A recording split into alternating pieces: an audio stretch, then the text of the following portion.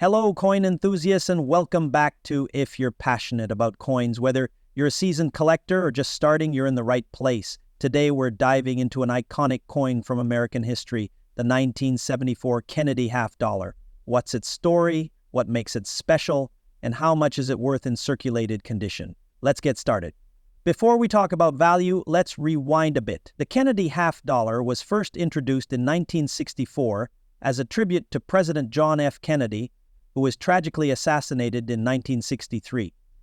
The coin's design, created by Gilroy Roberts, obverse, and Frank Gasparro, reverse, became an immediate hit with the public.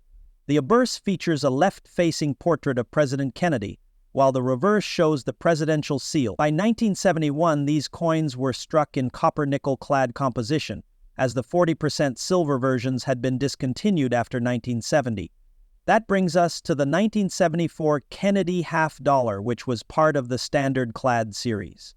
The 1974 Kennedy half dollar was minted in 3 locations: Philadelphia, Denver, and San Francisco. Here's the breakdown of their mintages. These were proof coins with about 2.6 million struck.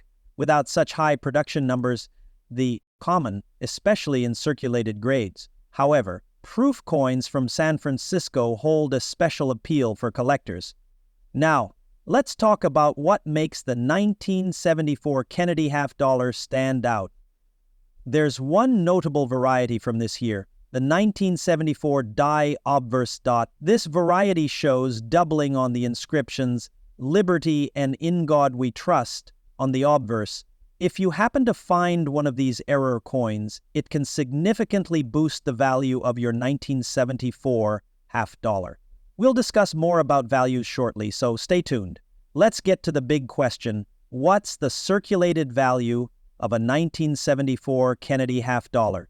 And here's the breakdown. Most 1974 Kennedy half dollars found in circulation are worth their face value, 50 cents. Higher grades, like MS-60 or better, can be worth anywhere from $3 to $10. These can range from $40 to over $100, depending on the condition. So, while the typical 1974 Kennedy half dollar might not make you rich, there's definitely value in searching for error varieties and coins in exceptional condition. Why collect Kennedy half dollars? First, they're a fantastic piece of American history. Second, their larger size and iconic design make them a favorite among collectors. If you're hunting for 1974 halves, here, half dollars still occasionally appear in circulation. Visit your bank and ask for half dollar rolls. You might find a hidden gem. Look closely for the 1974 D double die obverse, or the Kennedy half dollar is more than just a coin. It's a piece of American history that holds a deep emotional connection to the legacy of President John F. Kennedy. Let's explore its fascinating history and how the 1974 version fits into the larger picture. The idea for the Kennedy half dollar emerged shortly after the assassination of President John F. Kennedy on November 22, 1963. Just days after his death, the U.S. Mint, with approval from Congress and President Lyndon B. Johnson, began the process of creating a coin to honor the late president. The design of the coin was a collaboration between 2 prominent artists. Responsible for the obverse, which features a left-facing portrait of Kennedy, designed the reverse, which showcases the presidential seal. The coin's design was completed and approved within weeks, a remarkably fast turnaround for a U.S. coin. The Kennedy half dollar was first minted in 1964, replacing the Franklin half dollar. Initially, it was made of 90% silver, but its popularity caused a shortage as many people hoarded the coin as a memento of JFK. Despite being a regular issue, the Kennedy half dollar saw limited circulation as the public continued to hoard these coins for their sentimental value. This trend persisted through the 1970s and beyond. The 1974 Kennedy half dollar is part of the copper-nickel-clad series that began in 1971. It was produced in large quantities, reflecting the U.S. Mint's effort to meet demand for half dollars during that time. Here's what stands out about the 1974 issue.